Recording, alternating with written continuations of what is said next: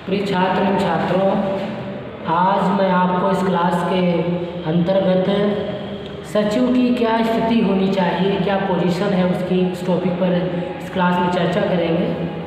और ये जो क्लास है आपकी, ये इस जो बुक का नाम है, जो सब्जेक्ट है आपका, वो है सचिवीय पद्धति एवं कार्यालय उपकरण, SPOA सब्जेक्ट है। इसके बारे में हमने कई बार आपको इस टॉपिक से पढ़ाया भी है। SPOA ये हमारा टॉपिक है, ये हमारा सब्जेक्ट है SPOA। और इसके अंतर्गत आज मैं सचिव की स्थिति,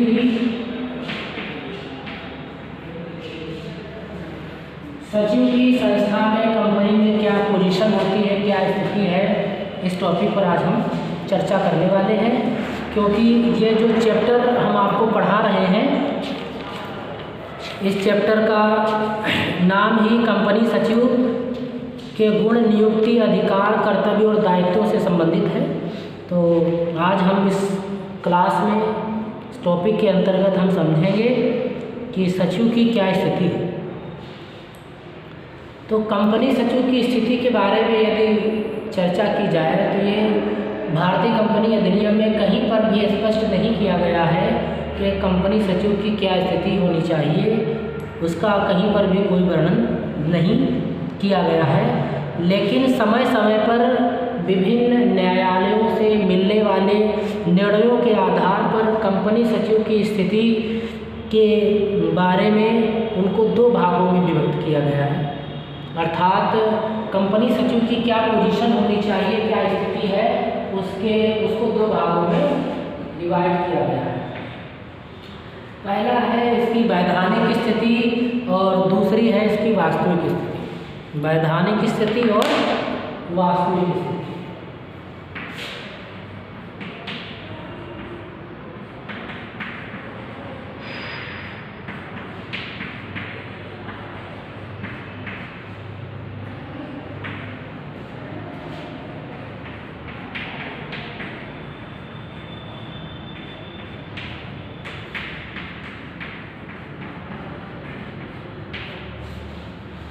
वैधानिक और वास्तविक स्थिति, ये दो स्थितियों में इसको बांटा गया है। किस आधार पर? जो न्यायालयों के जो निर्णय आए हैं, वो निर्णयों के आधार पर, आदेशों के आधार पर कंपनी सचिव की संस्था में क्या स्थिति है, वो दो भागों में विभक्त की गई है। पहली है वैधानिक स्थिति और दूसरी है वास्तविक स्थिति। तो आज इस क्लास में हम सबसे पहले वैधानिक स्थिति के बारे में चर्चा करेंगे कि किसी भी संस्था में कंपनी सचिव की वैधानिक स्थिति क्या होती है। तो हमने बताया कि जितने भी निर्णय आए हैं अब तक न्यायालयों के, उन न्यायालयों के निर्णयों के आधार पर एक सचिव की वैधानिक स्थिति के बारे में बताया गया है। पहला है कि सचिव संस्था में एक सेवक के रूप में कार्य करता है।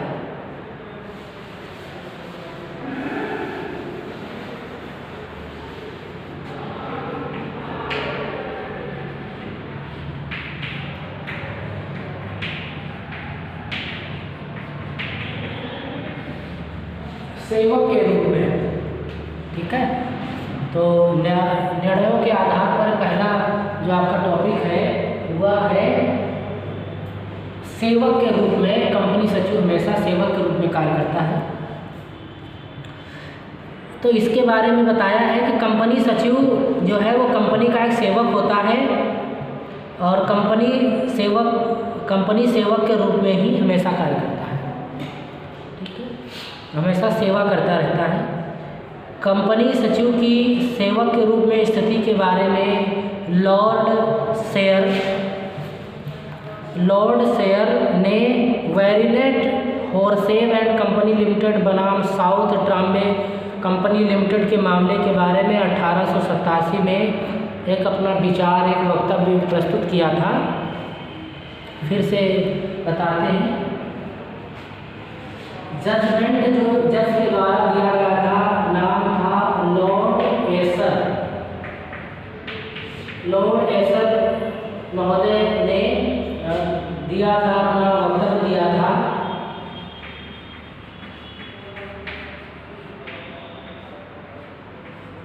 Variant wholesale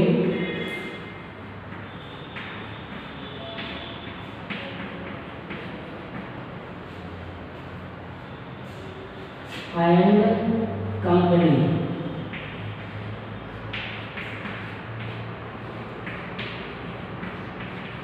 limited, variant wholesale and company limited versus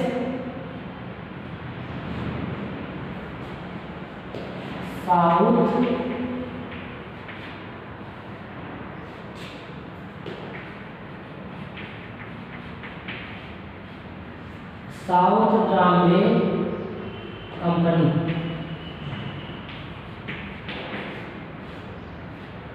south Trombay company, इन दो में मतभेद होने की वजह से इनमें एक जजमेंट दिया था लॉर्ड एसर ने, उसमें उन्होंने बताया था, और ये जजमेंट था ये 1887 में आया था। 1887 में ये जजमेंट दिया गया था, इस पर जजमेंट आया था। इसमें बताया गया था कि एक सचिव हमेशा एक सर्वेंट मात्र ही होता है, और उसकी स्थिति यह है कि वह वही काम करता है जो उसे कहा जाता है, क्योंकि सर्वेंट का कार्य ही यही होता है कि वो अपने आप से कुछ नहीं करता है, उससे जो कहा जाता है सिर्फ मात्र वो वही काम करता है। और कोई भी व्यक्ति यह कल्पना नहीं कर सकता कि उसे किसी कार्य के लिए प्रतिनिधित्व करने का अधिकार है। कोई भी व्यक्ति का मतलब है कि वो सचिव जो किसी भी पद पर तैनात है, वहाँ पर सचिव के पद पर तैनात है, वह यह सोच भी नहीं सकता कि मैं यहाँ पर किसी चीज़ का प्रतिनिधित्व कर रहा हूँ। प्रतिनिधित्व करने का भी अधिकार उसे नहीं है, क्योंकि उन्होंने बताया कि जो कंपनी सचिव होता है वह सिर्फ और सिर्फ मात्र एक सर्वेंट होता है, और वह वही करता है जो उससे कहा जाता है, अपने आप स्वयं में वो कुछ भी नहीं करता है। ठीक है, तो इस निर्णय के अनुसार अन्य कर्मचारियों की भांति भी जो सचिव है वह कंपनी का एकमात्र अधिकारी होता है, एकमात्र कर्मचारी होता है, एकमात्र कर्मचारी होता है। जैसे संस्था में और भी कर्मचारीगण काम करते हैं, व्यक्ति काम करते हैं, उसी तरह सचिव भी संस्था में कर्मचारी के रूप में कार्य करता है। अन्य कर्मचारियों की भांति सचिव को भी संचालक मंडल के द्वारा नियुक्त किया जाता है। जैसे अन्य लोगों की नियुक्ति की जाती है, उसी तरीके से संचालक मंडल के द्वारा, हमने आपको बताया था कि सचिव की नियुक्ति कौन कौन करता है, तो संचालक मंडल के द्वारा नियुक्ति की जाती है कंपनी सचिव की, और संचालक मंडल के सभी आदेशों का पालन करना उसका कर्तव्य होता है। उसकी ये जिम्मेदारी है कि संचालक मंडल जो उसे कह रहा है, जो उसे काम के लिए उसे कहा गया है, सिर्फ और सिर्फ वह वही करेगा, उससे आगे उसको कुछ भी करने का अधिकार नहीं है। और बिना अधिकार के सचिव अपने किसी कार्य के लिए कंपनी को बाध्य भी नहीं कर सकता है।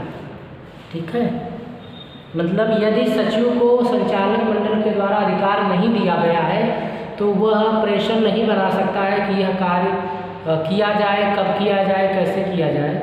अगर उसको अधिकार दिए गए हैं तो वो उन्हीं कार्य क्षेत्र के अंतर्गत ही जो कंपनी पर दबाव बना सकता है कि हाँ, ये कार्य इस तरीके से किया जाना चाहिए या इस तरीके से होना चाहिए।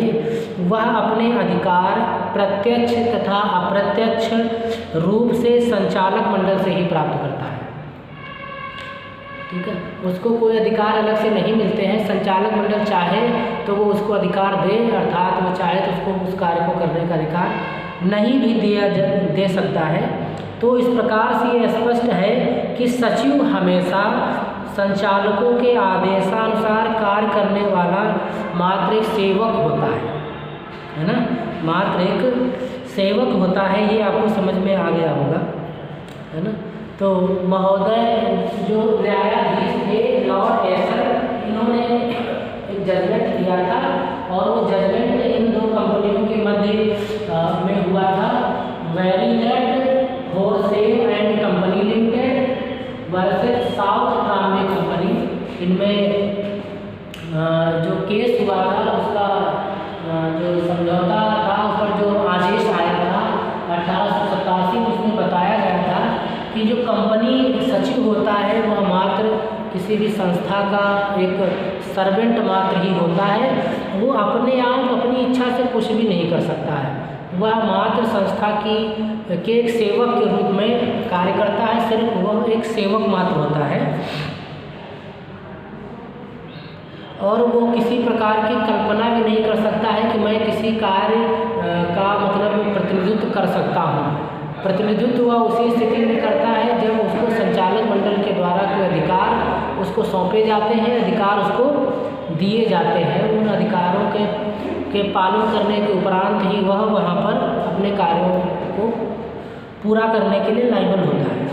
ठीक है, तो इसमें अंतर्गत आपने देखा कि सचिव जो है, जैसे संस्था में अन्य कर्मचारी लोग नियुक्त होते हैं, चाहे वो वहाँ का मैनेजर हो, चाहे जीएम हो, है ना, चाहे वहाँ के आप समझ लो कि क्लर्क हो, अकाउंटेंट हो, जैसे नियुक्त किए जाते हैं, उसी तरीके से एक प्रक्रिया के तहत संचालक मंडल के द्वारा कंपनी सचिव की भी नियुक्ति की जाती है और उसको प्रत्यक्ष या अप्रत्यक्ष रूप से कंपनी सचिव को संचालक मंडल के द्वारा भी अधिकार प्राप्त होते हैं और वो अधिकार प्राप्त होने के पश्चात वह सिर्फ और सिर्फ उनका पालन करता है, उनको फॉलो करने का प्रयास करता है, अपनी तरफ से वो उसमें कुछ भी नहीं कर सकता है, ना ही कंपनी को किसी तरह से बाध्य कर सकता है जब तक कि वह उस अधिकार क्षेत्र के अंतर्गत ना आता। दूसरा है प्रतिनिधि के रूप में। एक तो आपने देखा कि सर्वेंट सेवक के रूप में, दूसरा है प्रतिनिधि के रूप में।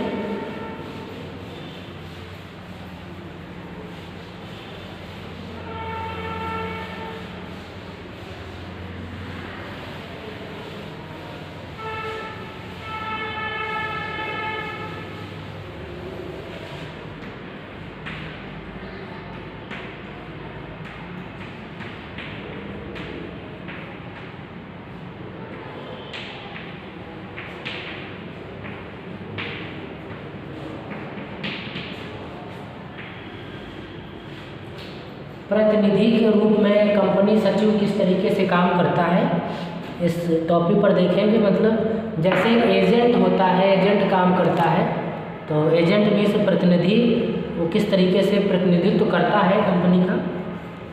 कंपनी सचिव का प्रतिनिधि भी होता है, सचिव जो है वो कंपनी का प्रतिनिधि होता है। ठीक है, जिस प्रकार एक नियोक्ता अपने प्रतिनिधि के कार्यों के लिए उत्तरदायी होता है, उसी प्रकार कंपनी भी सचिव के उन सभी कार्यों के लिए उत्तरदायी होती है जो सचिव द्वारा अपने अधिकार क्षेत्र के अंतर्गत किए जाते हैं। सचिव जो भी करता है, कार्य करता है, उसके लिए कंपनी जो है वो उत्तरदायी होती है जो सचिव द्वारा अपने अधिकार क्षेत्र के अंतर्गत किया। अगर उसको अधिकार दिए गए हैं और वो अपने अधिकार क्षेत्र के अंतर्गत कोई काम करता है तो उसके लिए कंपनी जो है वो पूरी तरीके से उत्तरदायी होती है। इस संबंध में यह महत्वपूर्ण है कि सचिव को संचालकों से स्पष्ट अधिकार प्राप्त होने चाहिए, अन्यथा कंपनी सचिव द्वारा लिए गए निर्णयों के लिए उत्तरदायी नहीं होगी। अगर संचालक मंडल से, कहने का अभिप्राय यह है कि जितने भी अधिकार प्राप्त होते हैं,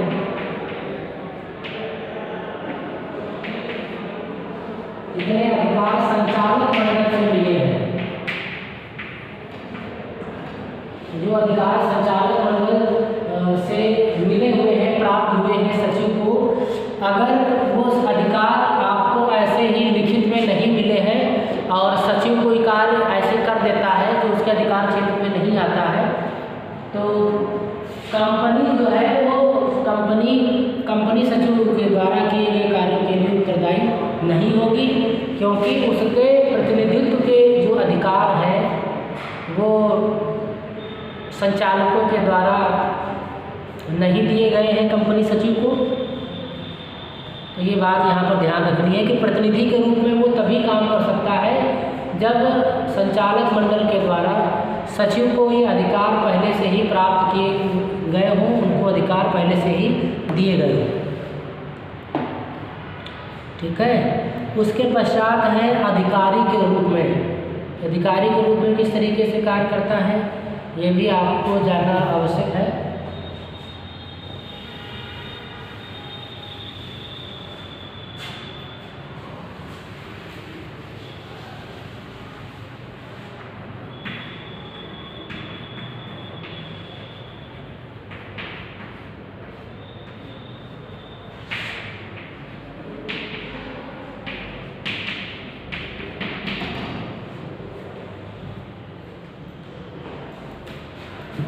अधिकारी के रूप में पहला आपने देखा सेवक के रूप में, दूसरा मैंने बताया प्रतिनिधि के रूप में, और तीसरा है अधिकारी के रूप में क्या वैधानिक स्थिति है। इसमें है भारतीय कंपनी अधिनियम की धारा 2 के अनुच्छेद 30 के अंतर्गत सचिव को एक अधिकारी के रूप में माना गया है।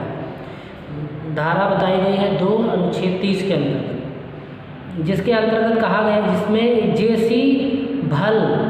जेसी भल के अनुसार प्रतिष्ठा की दृष्टि से कंपनी के प्रशासनिक ढांचे में सचिव का पद प्रबंध संचालक या महाप्रबंधक के बाद ही आता है। तो सबसे पहले संचालक, उसके पश्चात महाप्रबंधक, फिर उसके पश्चात में सचिव का पद आता है। उसके अनुशासन में अंश विभाग, पत्र व्यवहार, नत्थी तथा हिसाब किताब, लेखा विभाग तथा कर्मचारी की नियुक्ति तथा उन्नति के संबंध में विभाग आदि सम्मिलित किए जाते हैं। ठीक है। कंपनी अधिनियम के अनुसार सचिव को अधिकारी के रूप में अनेक वैधानिक दायित्वों का पालन करना होता है। इसकी अवहेलना करने पर वह व्यक्तिगत रूप से उत्तरदायी होता है तथा दंड का भागी भी होता है। इस प्रकार सचिव की स्थिति कंपनी में एक अधिकारी के रूप में होती है। तो यहाँ पर आपने देखा कि जो सेक्शन 2 जो इसमें धारा दी गई है भारतीय कंपनी अधिनियम,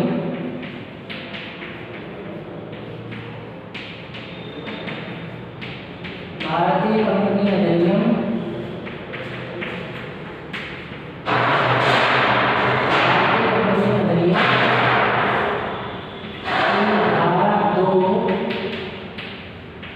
के अनुच्छेद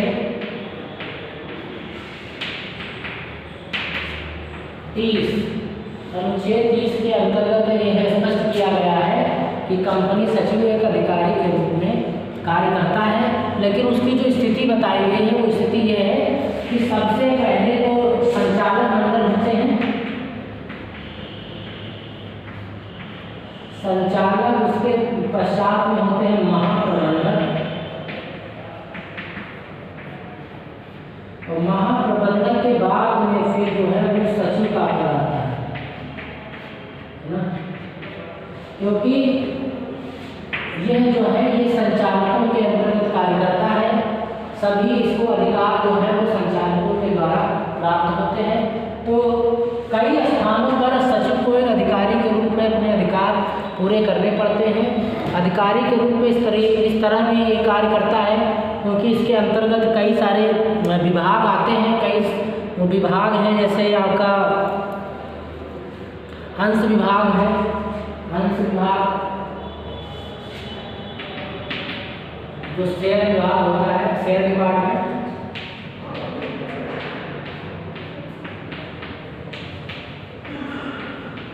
पत्र व्यवहार,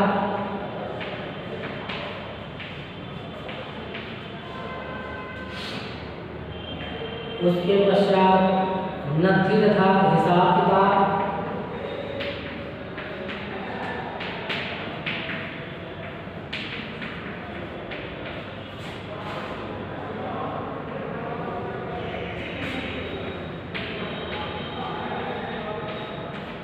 नत्थी तथा हिसाब किताब, नेक्स्ट है लेखा,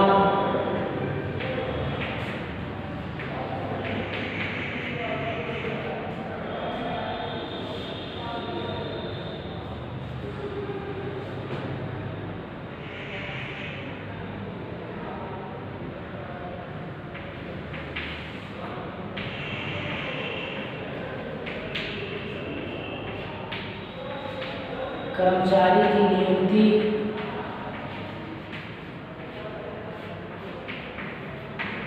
एवं उन्नति से संबंधित जो विभाग होता है, जो कार्रवाई होती है, जो कार्य होते हैं, वह भी कंपनी सचिव के द्वारा किए जाते हैं। तो ये सभी है जिनके अंतर्गत उसको कार्य तो ऐसे बहुत सारे हैं, जैसे अंश हो गया, उसी तरीके से ऋणपत्र का भी विभाग होता है, ऋणपत्र जारी करने का भी कार्य होता है, बहुत सारे कार्य हैं। तो कई जगह पर उसको अधिकारी के रूप में कार्य करना होता है, और यदि उसको अधिकार प्राप्त है, उसको अधिकार संचालकों के द्वारा प्राप्त हुए हैं, तो वो यदि इनकी अवहेलना करता है तो उसके लिए वो पनिशमेंट का भी भागीदार होता है, दंड का भी भागीदार वो होता है। तो उसको ये ध्यान देना है कि वो कब अधिकारी के रूप में काम करना है, और यदि अधिकारी के रूप में कार्य करता है तो उसको पहले अपने संचालकों से स्पष्ट अधिकार प्राप्त होने चाहिए, तभी उसको अपने अधिकारी के दायित्वों का भी निर्वहन करना है और निर्वहन करना चाहिए। इसके संबंध में जेसी भल्ल के द्वारा एक वक्तव्य दिया गया है।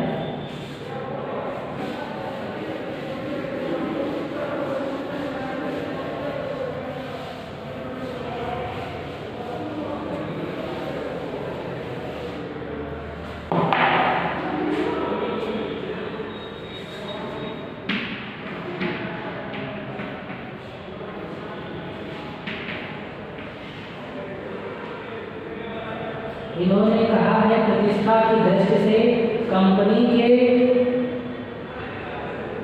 प्रशासनिक ढांचे में सचिव का पद प्रबंध संचालक या महाप्रबंधक के बाद में आता है।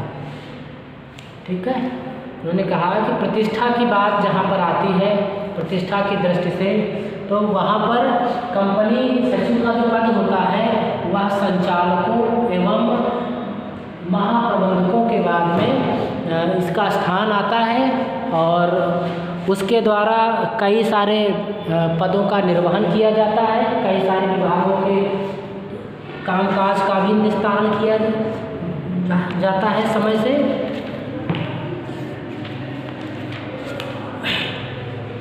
और यदि वह इनकी अवहेलना करता है तो दंड का भी भागीदार बनता है। तो जेसी भल्ल ने कहा, और साथ ही साथ भारतीय कंपनी अधिनियम में भी ये उल्लेख किया गया है कि जो कंपनी सचिव है वह एक अधिकारी के रूप में कार्य करता है। उसकी धारा हमने आपको बताई थी, अनुच्छेद 2 धारा 2 के अनुच्छेद 30 के अनुसार उसमें ये वर्णन किया गया है। तो यहाँ पर आपने देखा कि किस तरीके से कंपनी सचिव कार्य करता है और उसकी वैधानिक स्थितियाँ क्या हैं। वैधानिक स्थितियों के अंतर्गत आपने देखा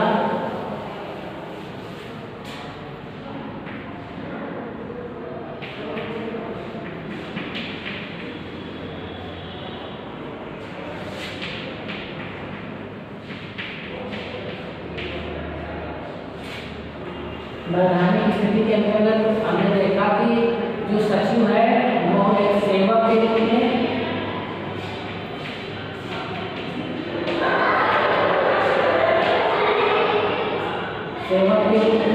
दूसरा है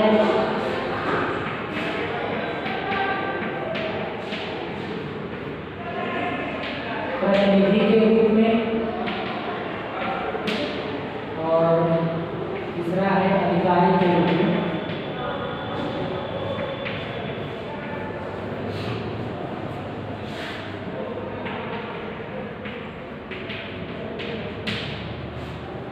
अधिकारी के रूप में कार्य करता है। सेवक के रूप में किस तरीके से, और प्रारंभ में हमने बताया कि भारतीय कंपनी अधिनियम में स्थिति स्पष्ट नहीं की गई है कि सचिव की जो वैधानिक स्थिति किसी भी संस्था में कंपनी में क्या होगी, लेकिन जितने भी निर्णय हैं उन निर्णयों के आदेशों के आधार पर उसकी स्थिति को 2 भागों में बांटा गया है, वैधानिक स्थिति, दूसरा वास्तविक स्थिति। तो वैधानिक स्थिति में पहला है सेवक के रूप में। तो सेवक के रूप में जजमेंट आया था 1887 ईस्वी में, उसमें यह स्पष्ट किया गया था, और ये जो जजमेंट आया था वो लॉर्ड एसर के द्वारा दिया गया था और उसमें ये बताया गया था कि जो कंपनी सचिव है वो मात्र एक सर्वेंट होता है, उससे अधिक और कुछ नहीं होता है। वो संस्था में एक सेवक के रूप में ही कार्य करता है और वह यह कल्पना तक नहीं कर सकता है कि कोई व्यक्ति जो है वो संस्था के कार्यों का प्रतिनिधित्व कर सकता है। यहाँ तक उसमें स्पष्ट किया गया था। प्रतिनिधित्व वह उसी स्थिति में कर सकता है जब उसको संचालक मंडलों के द्वारा अधिकार प्राप्त हो, उसको यह कार्यक्षेत्र में दिया गया हो, तभी वह प्रतिनिधित्व कर सकता है, प्रतिनिधि के रूप में कार्य कर सकता है। यहाँ पर सेवक इसलिए कहा गया है क्योंकि उसमें बताया गया जजमेंट में कि जिस तरीके से संस्था के अन्य कर्मचारियों की नियुक्ति होती है उसी तरीके से इसको संचालक मंडल के द्वारा इसको नियुक्ति दी जाती है। उसको अधिकार संचालक मंडल के द्वारा दिए जाते हैं, अधिकार सौंपे जाते हैं। तो जब अधिकार सौंपे गए, उसको उसकी नियुक्ति की गई, उसको उसके कार्यक्षेत्र के दायरे निर्धारित है, तो वह एक अन्य कर्मचारियों की तरह ही सेवक होता है। दूसरा है इसमें प्रतिनिधि के रूप में किस तरीके से एज ए एजेंट किस तरीके से वो कार्य करेगा। तो एजेंट के बारे में बताया गया कि वह प्रतिनिधि के रूप में उसी स्थिति में कार्य कर सकता है जब संचालक मंडलों के द्वारा उसको स्पष्ट प्रत्यक्ष अप्रत्यक्ष रूप से उसको अधिकार सौंपे गए हों, तभी कर सकता है, अन्यथा वह प्रतिनिधि के रूप में भी कार्य नहीं कर सकता है। जिस तरीके से एक एजेंट किसी संस्था में जब कार्य करता है तो उसके द्वारा जितने भी कार्य किए जाते हैं उसकी रिस्पॉन्सिबिलिटी उस कंपनी की होती है। ठीक उसी प्रकार यदि कंपनी सचिव के द्वारा कार्य किया जाता है प्रतिनिधि के रूप में और उसको अधिकार नहीं है तो उसके लिए कंपनी की भी जिम्मेदारी नहीं होगी, कंपनी का कोई उत्तरदायित्व नहीं होगा। तो प्रतिनिधि के रूप में यदि कंपनी सचिव कार्य करता है तो उसको पहले संचालकों के द्वारा अधिकार प्राप्त होने चाहिए। उसके पश्चात है अधिकारी के रूप में। कि अधिकारी के रूप में किस तरीके से वो कार्य करेगा। तो अधिकारी के रूप में कार्य करने के लिए इसमें बताया गया है भारतीय कंपनी अधिनियम में कि वो अधिकारी के रूप में कार्य कर सकता है। किस तरीके से इसमें वर्णन किया गया है। धारा 2 के अनुच्छेद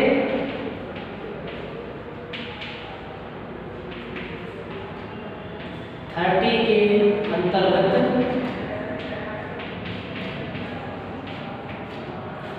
के अंतर्गत वह एक अधिकारी के रूप में कार्य कर सकता है और उसकी जो स्थिति है वो क्या है, स्थिति के बारे में भी जेसी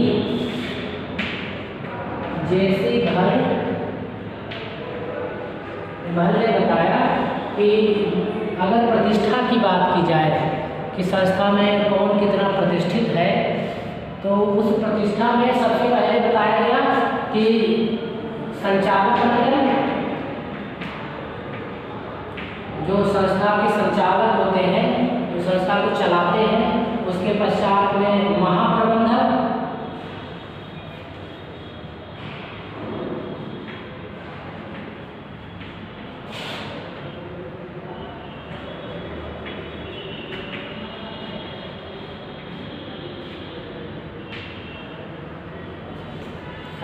महाप्रबंधक और उसके पश्चात जो है वो सचिव का स्थान आता है। संचालक पहले, महाप्रबंधक और सचिव, ये स्थिति है जो जेसी भल के द्वारा स्पष्ट की गई और बताया गया कि प्रतिष्ठा के रूप में कौन कौन से किस तरीके से वो कार्य करता है। पहले संचालक और फिर ये महाप्रबंधक सचिव की स्थिति आती है। सचिव के द्वारा कई सारे विभागों के बारे में बताया गया कि जेसी भल के द्वारा कि कौन से विभागों का उनके द्वारा कार्य देखा जाता है, जिसमें अंश विभाग था, लेखा विभाग, नियुक्ति एवं उन्नति विभाग, लेखा जोखा विभाग और साथ ही साथ पत्र व्यवहार का विभाग जो है वो सचिव के द्वारा देखा जाता है। तो इससे यह स्थिति जो है वो स्पष्ट हो गई है कि यदि वो अधिकारी के रूप में उसको अधिकार प्राप्त है संचालक मंडल के द्वारा, और यदि वह किसी प्रकार की अवहेलना करता है तो वह दंड का भी भागीदार होगा, उसको दंड भी भुगतना पड़ेगा। यह भी स्थिति यहाँ पर स्पष्ट की गई है और ये सबके लिए समझना आवश्यक है और ये जानना जरूरी भी है, क्योंकि इसके बारे में कहीं पर भी कोई स्पष्ट जो है वो स्थिति स्पष्ट नहीं की गई है कंपनी सचिव के बारे में। तो स्थिति के बारे में यदि कभी भी पूछा जाता है तो आप सभी लोग इसमें यह विस्तार से बता सकते हैं कि स्थिति के बारे में, वैधानिक स्थिति और वास्तविक स्थिति कैसी है और किस रूप में इसको यहाँ पर वर्णित किया गया है, क्योंकि कोई स्पष्ट प्रमाण नहीं है, सिर्फ जजमेंट है, जजमेंट के द्वारा ही बताया गया है। इसमें स्थिति थोड़ा सा इसमें स्पष्ट करने का प्रयास किया गया है।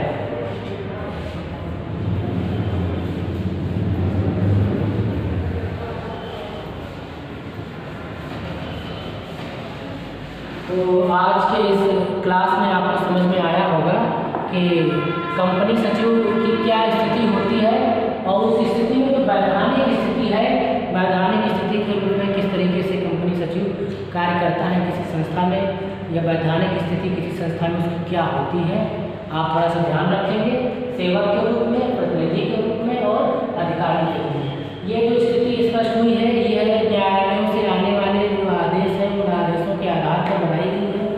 उन आदेशों के आधार पर या कंपनी अधिनियम में जहाँ पर भी थोड़ा कुछ वर्णन किया गया है वहाँ से उसका उल्लेख इसमें किया गया है। जैसे कंपनी अधिनियम की धारा 2 के अनुच्छेद 30 में या फिर जेसी बल के द्वारा कहा गया है या लॉर्ड एसर के द्वारा जो वक्तव्य दिया गया है, उन सभी के आधार से ये वैधानिक स्थिति यहाँ पर हमने आज स्पष्ट करने का प्रयास किया है। आशा करते हैं आपको तो समझ में आया होगा। यदि कहीं पर कोई डाउट है तो आप ज़रूर पूछिएगा, हम उसका समय के अंतर्गत निस्तारण करने का प्रयास करेंगे। तो आज इस टॉपिक को यहीं पर वाइंड अप करते हैं और फिर नेक्स्ट टॉपिक है जिसमें हम आपको स्पष्ट करेंगे कि वास्तविक स्थिति कंपनी सचिव की क्या होती है, उस पर हम चर्चा करेंगे नेक्स्ट क्लास में। तब तक के लिए अपना ख्याल रखें, टेक केयर।